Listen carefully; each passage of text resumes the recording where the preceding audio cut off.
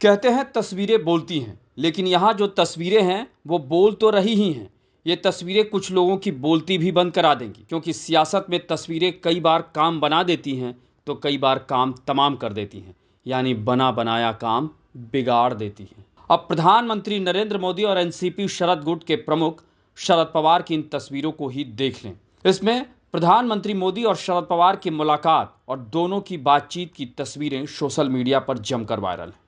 और ये तस्वीरें भले ही कल की हों, लेकिन ये तमाम नेताओं और दलों का आज और कल दोनों ही बिगाड़ सकती हैं और बना भी सकती हैं। दरअसल हुआ ये कि प्रधानमंत्री मोदी ने कल यानी 21 फरवरी को दिल्ली में 98वां अखिल भारतीय मराठी साहित्य सम्मेलन का उद्घाटन किया। इस कार्यक्रम में महाराष्ट्र ही नहीं, कभी देश की राजनीति के दिग्गज नेता रहे शरद पवार भी मौजूद थे।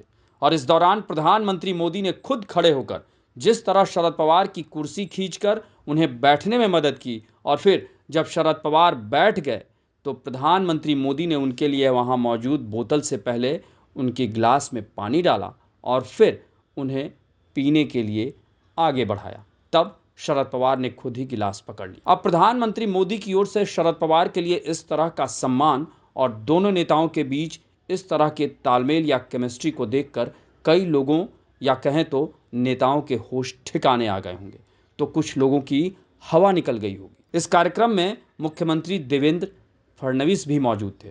जैसा कि इस सम्मेलन में शरद पवार ने प्रधानमंत्री मोदी की तारीफ में कशीदे भी पढ़े और उन्होंने ये बताया कि जब इस कार्यक्रम के लिए प्रधानमंत्री मोदी को आमंत्रित किया गया तो उन्होंने बिना किसी देरी किए तुरंत अपनी स्वीकृति दे दी। पीएम मोदी ने मराठी भाषा को अभिजात भाषा का दर्जा दिलाने में भी महत्वपूर्ण भूमिका निभाई है। दिल्ली और महाराष्ट्र के बीच गहरा रिश्ता है और यह केवल राजनीतिक नहीं, सांस्कृतिक भी है। शरद पवार ने प्रधानमंत्री मोदी के लिए इस तरह की बातें कही। वहीं जब प्रधानमंत्री मोदी इस सम्मेलन में संबोधित करने आए तो मोदी ने कहा कि शरद जी के आमंत्रण पर मुझे गौरवपूर्ण परंपरा से जुड़ने का मौका मिला। मराठी भाषा अमृत से भी मीठी है। 100 वर्ष पहले एक मराठी भाषी ने आरएसएस का बीज बोया था और संघ के कारण ही मुझे मराठी से जुड़ने का सौभाग्य मिला। यह सम्मेलन एक भाषा और राज्य तक सीमित नहीं है। इस सम्मेलन में आज़ादी की लड़ाई की महक है और इसमें महाराष्ट्र और राष्ट्र की सांस्कृतिक विरासत है। यानी प्रधानमंत्री मोदी क्यों पीछे रहते? उन्होंने महाराष्ट्र, मराठी और मराठा यानी शरद पवार की भी तारीफ कर दी। यानी एक तीर से कई निशाने। अब आप समझ सकते हैं कि दोनों नेताओं का एक दूसरे की तारीफ में कशीदे पढ़ना और फिर पीएम मोदी का शरद पवार को इतना सम्मान देना किसी की नींद तो उड़ा ही रहा होगा। इसे समझना मुश्किल नहीं, क्योंकि इन दिनों महाराष्ट्र में कौन किधर चला गया और कौन किधर कब चला जाएगा इसका किसी को भी पता नहीं। और तो और महाराष्ट्र की राजनीति में इन दिनों कोई भी नेता जब भी किसी नेता से मिला तो दूसरा पक्ष या कहें तो गठबंधन की राजनीति में हलचल मच गई या फिर विरोधियों में। अब देवेंद्र फडणवीस की मौजूदगी में संयोग ही सही, लेकिन प्रधानमंत्री मोदी और शरद पवार की केमिस्ट्री से महाराष्ट्र में शरद पवार के सहयोगी ही नहीं, कुछ विरोधियों के गणित के भी गड़बड़ा जाने का अंदेशा पैदा हो गया है। जैसा कि पिछले दिनों शरद पवार ने महाराष्ट्र के उप मुख्यमंत्री एकनाथ शिंदे को महादजी शिंदे राष्ट्र गौरव पुरस्कार से सम्मानित किया। इसमें माधवराव सिंधिया भी मौजूद थे, जिसे लेकर उद्धव ठाकरे गुट के नेता संजय राउत ने शरद पवार को बहुत बुरा भला कहा, नाराजगी जताई, क्योंकि शरद पवार और उद्धव ठाकरे दोनों एक ही गठबंधन महाविकास अघाड़ी यानी इंडिया ब्लॉक के घटक दल हैं और शिवसेना को तोड़कर ही एकनाथ शिंदे ने उद्धव ठाकरे को झटका दिया था और बीजेपी के साथ सरकार बना ली और मुख्यमंत्री भी बन गए थे। ऐसे में शरद पवार ने कहीं न कहीं एकनाथ शिंदे को सम्मानित कर उद्धव ठाकरे को उनकी हैसियत की याद दिलाई। आपको याद होगा कि उद्धव ठाकरे को शरद पवार ने ही बीजेपी से तोड़कर मुख्यमंत्री बनवाया था और आज वो उनके विरोधी एकनाथ शिंदे को सम्मानित कर रहे हैं।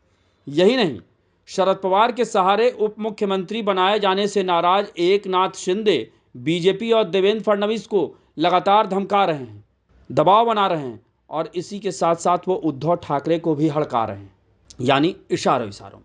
जैसा कि हाल के कुछ दिनों में देवेंद्र फडणवीस और उद्धव ठाकरे के बीच नज़दीकी बढ़ने की खबरें हैं, मुलाकातें भी हुई हैं, बातचीत भी हुई है। इससे एकनाथ शिंदे कहीं ना कहीं परेशान महसूस कर रहे थे और ये परेशानी लाजमी थी। वैसे भी एकनाथ शिंदे सीएम से डिप्टी सीएम बनाए जाने के वाकया को अभी तक पचा नहीं पाए हैं। और जहां तक बात अजीत पवार की, तो वो भी अपने चाचा शरद पवार को रह रहकर औकात बताते रहे हैं और कहीं ना कहीं उन्हें गच्चा देते रहे हैं।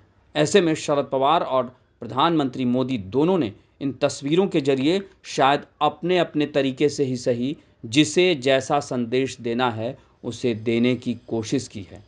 अब समझदार के लिए इशारा काफ़ी है, क्योंकि इसी तरह दिसंबर 2024 में भी जब शरद पवार अचानक प्रधानमंत्री नरेंद्र मोदी से मिलने संसद में पहुंच गए थे, तो उस वक्त भी महाराष्ट्र की सियासत में हलचल पैदा हो गई थी। तब शरद पवार ने सतारा और फलटण के अनार किसानों के साथ प्रधानमंत्री मोदी से मुलाकात की, लेकिन तब भी इसके राजनीतिक मायने निकाले गए और निकाले भी जाने चाहिए, क्योंकि महाराष्ट्र में जिस तरह की राजनीति हो रही है वो किसी से छुपी नहीं। गौरतलब है कि इस बार के विधानसभा चुनाव में भले ही शरद पवार को झटका लगा और उनकी पार्टी को महाराष्ट्र में सिर्फ 10 सीटें मिली हैं, लेकिन आपको मालूम है कि बीजेपी के अकेले इस बार 132 सीटें आई हैं और उसे महाराष्ट्र में अकेले बहुमत के लिए सिर्फ 145 विधायकों की ज़रूरत है। यानी अगर भविष्य में कोई सहयोगी आंख दिखाए या दबाव की राजनीति करने की कोशिश करे तो शरद पवार के ये 10 विधायक बड़े ही काम के साबित हो सकते हैं। यही नहीं, लोकसभा चुनाव में शरद पवार की पार्टी के 8 सांसद हैं और केंद्र में भी बीजेपी को अकेले बहुमत नहीं मिला है इस बार। ऐसे में जहां एक एक सांसद महत्वपूर्ण हैं, तो फिर इकट्ठे एक ही पार्टी के 8 सांसद अगर कभी काम आ जाएं तो फिर उनकी अहमियत समझी जा सकती। और जिस तरह कई सालों से महाराष्ट्र की राजनीति में उथल पुथल और तोड़फोड़ हो रहा है, उससे कब कौन किसके काम आ जाए इसे बताने की ज़रूरत नहीं। शरद पवार और प्रधानमंत्री मोदी के बीच, वो भी देवेंद्र फडणवीस की मौजूदगी में, इस तरह की केमिस्ट्री अगर नज़र आ रही है तो बहुत लोगों का नज़रिया बदल सकता है। आपको हमारी ये रिपोर्ट कैसी लगी उसे कमेंट बॉक्स में ज़रूर बताएं और अन्य खबरों से अपडेट रहने के लिए बने रहें हमारे साथ, क्योंकि हम हैं बुलंद भारत टीवी, ताकत आपकी।